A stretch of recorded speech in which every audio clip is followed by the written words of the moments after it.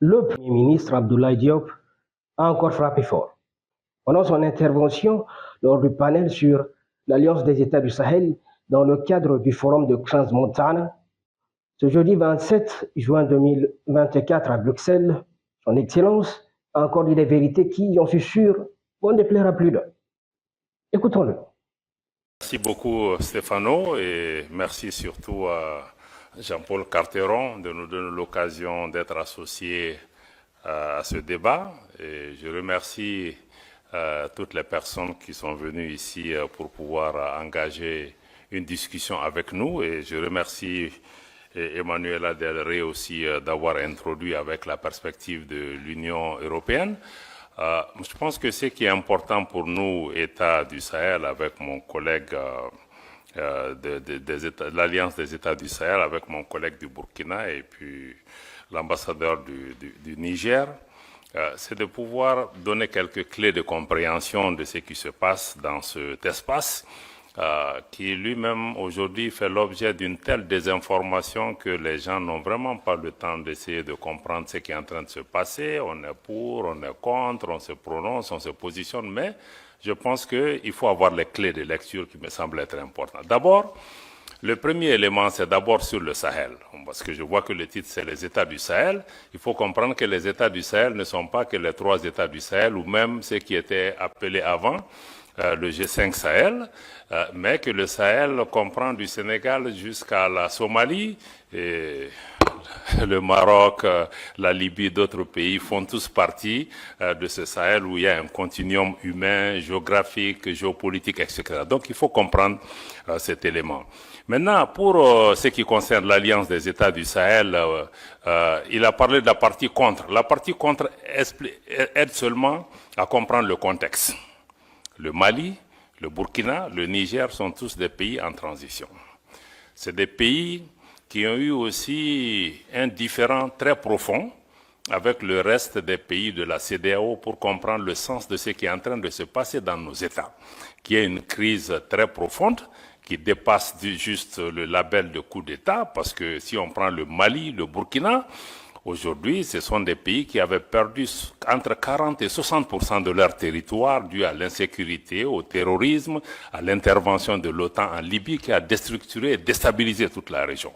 Et ce matin, dans le panel sur la démocratie, on est revenu encore dessus pour dire que oui, mais tout le monde veut la démocratie, c'est une valeur universelle, mais la démocratie ne peut exister que dans un État. Et nous, on n'avait pas d'État.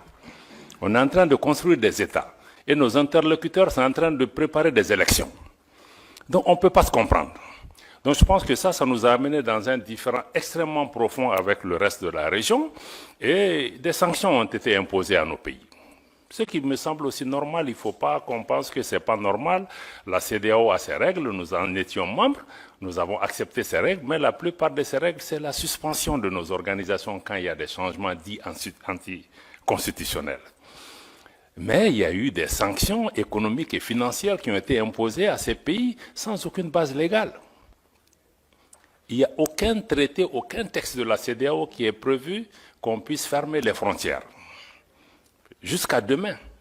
J'espère que des juristes pourront nous donner la réponse. On a utilisé l'Union économique et monétaire pour fermer nos banques centrales, pour fermer nos comptes bancaires des États, pour affamer les populations.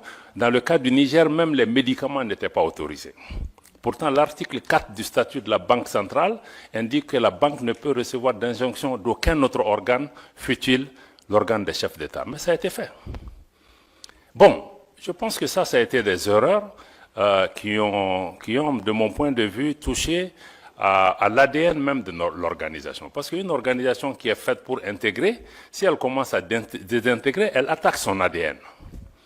Et ça crée un fossé entre nous. On a essayé d'expliquer à nos amis de la CEDEAO, la suspension ne veut pas dire ostracisme et exclusion. Je suis heureux que ma sœur Barbosa est ici. Elle était ministre des Affaires étrangères de la Guinée-Bissau. La dernière discussion qu'on a eue avec la CEDEAO, c'était justement à Addis Abeba, si je ne me trompe pas, en janvier ou février 2023. On a eu un échange avec elle. Elle était présidente du Conseil des ministres de la CEDEAO. On dit, si vous ne faites pas attention avec la politique des sanctions, on va aller vers une cassure. Parce que même si on est suspendu, il y a un minimum d'engagement. On dit qu'il faut que l'engagement reste sur 3 questions. 1. Si vous discutez des questions qui touchent à nos pays, appelez-nous au moins pour 15 minutes. Écoutez-nous, on quitte la salle. 2. Si vous discutez des questions de sécurité, ça ne peut pas se faire sans le Mali, sans le Burkina. À l'époque, on était 3, ministre des Affaires étrangères, le Burkina, le Mali et la Guinée à l'époque. Et le 3e élément, on a dit s'il y a des questions humanitaires, ça ne peut pas se faire sans nous. Et on nous a dit, mais pourquoi on a demandé ça? On a même accru les sanctions, on a ajouté les ministres des Affaires étrangères et même les chefs d'État. Ça nous a mené à la cassure. Et à partir de ce moment, nous, on a dit, bon, puisque nos chefs d'État sont sanctionnés, les ministres des Affaires étrangères sont sanctionnés, vous avez fermé la porte du dialogue. Donc, vous n'allez plus pouvoir aussi venir dans nos pays, sinon on ne peut pas aller chez vous. Je pense que ce sont ces erreurs accumulées qui nous ont amenés jusqu'à ce que, maintenant, il y a eu le coup d'État au Niger, et la CEDEAO a décidé de faire une intervention militaire. Vous savez que quand on est dans une union, ça veut dire qu'il y a même un pacte de non-agression. On ne peut pas se lever. Bon, c'est vrai, même si un chef d'État est renversé, se lever un matin pour dire qu'on va attaquer un pays pour la CEDEAO qui, depuis 20 ans, a une force en attente qui est toujours en attente. Ça veut dire, en réalité, ce sont des acteurs extérieurs à la région qui dictent leur volonté à la CEDEAO. Je suis désolé de dire, même l'Union européenne a soutenu cette décision de la CEDEAO d'attaquer un pays souverain qui lutte depuis 10 ans contre le terrorisme. Ses frontières sont fermées. Quand vous attaquez le Niger, mais vous attaquez une armée, mais vous libérez les terroristes. Ils vont aller où? Au Mali, au Burkina, partout. Donc, à partir de ce moment, on s'est dit que cette organisation commence à être dangereuse pour nous. Non seulement on punit nos populations, mais le fait d'être membre peut même t'amener à ce qu'on attaque le pays. Donc, c'est là que le Mali et le Burkina ont décidé que si la CEDEAO attaque le Niger, mais nous qui considérons que nous, on est entré en guerre contre l'organisation. Et c'est à partir de cet instant que nous avons mis une alliance militaire défensive en place pour dire que bon, nous nous mettons ensemble pour faire face à une menace existentielle, mais en mettant en place une approche géopolitique de la question. Nous nous réunissons pour nous défendre d'abord. Mais en faisant ça aussi, on s'est dit, bon, c'est pas seulement une alliance, et je pense que c'est notre réponse qui a d'ailleurs dissuadé. En définitive, les gens ont commencé à comprendre que, bon, Niamey, ça ne sera pas une promenade de santé. On va faire face à 3 armées qui sont en guerre depuis 10 ans. Bon, donc, je pense que ça nous a amené à ça, et on s'est dit, bon, on va aller au-delà de l'alliance militaire pour créer, le 16 septembre 2023, donc on a créé l'alliance des États du Sahel sur la base de la charte du Liptako-Gourma. Mais on est en train de travailler maintenant pour aller beaucoup plus loin que ça. Pourquoi on veut aller beaucoup plus loin que ça? Ça, c'est la partie, on était dans la partie contre, comme tu as dit, c'est créer contre, mais ça, c'est juste expliquer le contexte. Mais en réalité, la partie pour c'est que la région qu'on appelle le Liptako-Gourma, qui réunit les 3 États, que certains ont appelé la zone des 3 frontières, abusivement, mais cette zone est une zone géoculturelle et géographique qui existait depuis des décennies. D'ailleurs, il y a une organisation, l'autorité du Liptako-Gourma. Ces 3 pays partagent les mêmes réalités climatiques, géographiques, culturelles et même sécuritaires. Donc, on a décidé de mettre en place une communauté qui puisse nous aider, à assurer la sécurité, à lutter contre le terrorisme, parce qu'on lutte contre le terrorisme dans cet espace depuis longtemps, mais on ne pouvait pas le faire ensemble. Maintenant, on va le faire ensemble. Et contre tous les autres facteurs d'insécurité, le 2e pilier, c'est de travailler à mettre en place une intégration économique poussée, parce qu'il y avait déjà un espace économique et géoculturel qui était là pour pouvoir travailler, pour renforcer la libre circulation dans nos pays, avoir des projets intégrateurs dans le domaine de l'énergie, dans le domaine des transports, dans le domaine des infrastructures.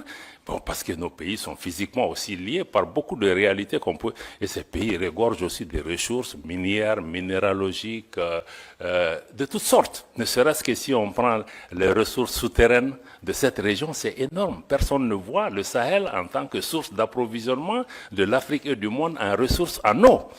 Parce qu'on voit que l'aspect désertique. Donc, je pense que ça, il y a l'aspect intégration économique sur lequel nos ministres des Finances et les ministres en charge du développement ont travaillé pour pouvoir vraiment nous rapprocher davantage. Et le 3e, c'est vraiment travailler ensemble pour que nos pays parlent d'une seule voix, avoir une action diplomatique coordonnée. Donc, si on dit donc cet espace économique-là sur lequel on est en train de travailler, je pense que c'est extrêmement important de regarder. Nos ministres en charge des affaires étrangères ont recommandé au chef d'État d'aller même vers une confédération. C'est-à-dire que une confédération en prélude à une fédération des 3 États, qui se fera par étapes. Pourquoi nous proposons ça? Parce que nous, nos pays, je dois le répéter, la première réponse était peut-être raconte quelque chose, mais quand on a commencé à exister, beaucoup ont dit, même la CEDEAO, les premières réactions, quand on a signé la charte du Liptako-Gourma, c'est que ces pays veulent casser la région. Ils veulent diviser, ils veulent attaquer l'intégration africaine. Mais le Mali, le Burkina, quand vous regardez nos leaders historiques de Modibo Keïta au Thomas Sankara jusqu'à aujourd'hui, mais ces pays restent fondamentalement engagés pour l'intégration africaine. L'article 180 de la dernière constitution du Mali, adoptée l'année dernière, réitère l'attachement du Mali à abandonner tout ou partie de sa souveraineté pour réaliser l'intégration du Mali, de l'Afrique, avec tout État africain. Donc pour nous, notre engagement pour l'intégration et l'unité et l'idéal panafricain reste intact, mais nous trouvons que certaines de ces organisations, de notre point de vue, en tout cas, n'incarnent plus cet idéal. Et que nous, il nous faut, à travers l'Alliance des États du Sahel, proposer une alternative. D'avoir une organisation, qui ne soit pas pilotée par l'extérieur, une organisation qui ne devienne pas un danger pour ses membres, pour ses populations. Comment on peut travailler à rapprocher nos populations en mettant en place une autre façon de faire. Je pense que c'est là où il me semble être important que vous compreniez, qu'on soit pour la CEDEAO, pour l'UEMOA, ou comprenez qu'avec l'AES, il y a une nouvelle donne géopolitique qui est là. Que vous l'aimez, que vous ne l'aimiez pas, peu importe. 2. Pour nous, le sort de nos pays ne va pas se décider à Bruxelles, à Paris, à Washington ou à Londres. Ça se décidera à Bamako, à Ouagadougou, à Niamey, etc. Donc cette réalité géopolitique est là, il faut la suivre. Il faut regarder ce qui est en train de se passer. Bon, naturellement, nous partageons le même espace que la CEDEAO, l'UEMOA, d'autres pays qui sont des pays voisins, des pays frères. On est des peuples frères avec le Bénin, nos pays, mais on vit ensemble, on va partager cet espace. Donc il va falloir qu'on discute des modalités de vivre en commun. Et je pense qu'il faut le dialogue. Je pense qu'Emmanuel a insisté sur ça. Il faut le dialogue. À mon avis, le dialogue est important. C'est ce que nous-mêmes nous avions demandé avant d'être sanctionnés. Donc on ne peut pas être... On est ici, c'est la première sortie pour nous, États membres de l'AES, en dehors de l'Afrique. Donc ça veut dire que nous sommes prêts, sinon on aurait pu vous dire que venez parler en Afrique avec nous. Mais si on est venu, c'est qu'on est ouvert, on veut que vous lisez la dynamique de l'AES à travers nous et non à travers des personnes qui sont mandatées ou qui ne sont même pas mandatées, qui analysent notre région, qui parlent en notre nom. C'est pourquoi on est là. Donc c'est vraiment dommage parce que moi je crois que beaucoup refusent le dialogue. Je me réjouis qu'Emmanuela et d'autres continuent vraiment à travailler sur ça. On est très peiné de voir que même des responsables européens, certains disent on ne va pas parler avec eux, même africains, certains disent on ne va pas faire de photos avec eux. Mais on dit mais ça nous fait quoi que vous preniez des photos avec nous? Mais ça ne va pas changer. Nous, on se bat pour le devenir de nos populations. On voit les gens qui meurent. Moi, une photo avec tel ou tel, ce n'est pas ce qui importe pour nous. Donc certains vont jusque-là, des pays voisins. Personne, je dis aux gens, personne ne va nous faire déménager de cette région. Que tu prennes la photo avec moi ou pas, mais on sera là. Tu seras là, je serai là. Donc moi, je pense que ça, c'est important. J'apprends aussi que même des responsables européens disent à leurs gens, non, non, non, il ne faut pas que vous soyez vus avec eux, il ne faut pas que... Mais je crois que c'est de l'enfantillage, parce qu'en réalité, nous, on n'a pas de problème personnel avec quelqu'un. On a des différends politiques. On peut parler pour trouver des solutions. Mais vraiment, nous, on n'a pas... Je pense qu'il faut que nos dirigeants s'élèvent à la hauteur de leur tâche et de leur mission, et non être dans des épiphénomènes de faire des photos ou de gérer des mains des gens. Moi, si c'est l'intérêt du pays, même avec le diable, je vais dealer. Voilà, donc quand c'est nécessaire. Donc je pense que ça me semble être important. Voilà, donc du point de vue de l'AES, je vois que c'est ce qu'il faut que vous compreniez. Il y a une dynamique qui est en cours. La CEDEAO va continuer son parcours. On va se parler. On va identifier des moyens de coexistence pacifique. Surtout ce qui est important, c'est comment travailler pour pouvoir préserver l'intérêt de nos populations qui vivent dans ce pays. Des pays qui ont toujours été fraternels. Je vous dis que nos populations sont en avance sur nous. Tous les problèmes que vous voyez dans la région, c'est entre les dirigeants. Hein? Ce n'est pas entre les peuples. Moi, je vais dans tous ces pays où les dirigeants ne veulent pas nous parler, mais les peuples sont chaleureux avec nous. Donc les populations n'ont pas de problème. Il faut que les dirigeants suivent leur population. Voilà. Donc pour moi, vraiment, c'est ça. Je vais peut-être laisser le reste pour qu'on vienne vraiment à des questions majeures. Mais aujourd'hui, l'AES se bat pour ça. Pour une gouvernance, améliorer une gouvernance qui réponde aux préoccupations de nos populations. Préoccupation numéro 1, sécuritaire. Sécuritaire pour reprendre en main nos États.